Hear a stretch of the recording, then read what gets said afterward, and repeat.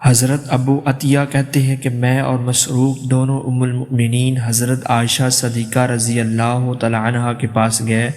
ہم نے عرض کیا، ام المؤمنین صحابہ میں سے دو آدمی ہیں، ان میں سے ایک افطار جلدی کرتا ہے اور نماز بھی جلدی پڑھتا ہے، اور دوسرا افطار میں تاخیر کرتا ہے اور نماز بھی دیر سے پڑھتا ہے۔ انہوں نے کہا، وہ کون ہے جو افطار میں جلدی کرتا ہے اور نماز بھی جلدی پڑھتا ہے؟ ہم نے کہا، وہ عبداللہ بن مسعود ہیں۔ اس پر انہوں نے کہا، رسول اللہ صلی اللہ علیہ وآلہ وسلم اسی طرح کرتے تھے۔ اور دوسرا ابو موسیٰ ہے۔ حضرت سہل بن سعد رضی اللہ تعالی عنہ نے کہا کہ رسول اللہ صلی اللہ علیہ وآلہ وسلم نے فرمایا، میری امت کے لوگوں میں اس وقت خیر باقی رہے گی جب تک وہ افطار میں جلدی کرتے رہیں گے۔ حضرت ابن ابی اوفا رضی اللہ تعالی عنہ نے کہا کہ میں نبی کریم صلی اللہ علیہ وآلہ وسلم کے ساتھ ایک سفر میں تھا۔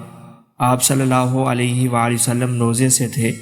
جب شام ہوئی تو آپ نے ایک شخص سے فرمایا کہ اونٹ سے اتر کر میرے لیے ستو گھول۔ اس نے کہا، یا رسول اللہ، اگر شام ہونے کا کچھ اور انتظار فرمائیں تو بہتر ہو۔ آپ صلی اللہ علیہ وآلہ وسلم نے فرمایا، اتر کر میرے لیے ستو گھول، وقت ہو گیا ہے۔ جب تم یہ دیکھ لو کہ رات ادھر مشرق سے آ گئی تو روزے دار کے روزہ کھولنے کا وقت ہو گیا۔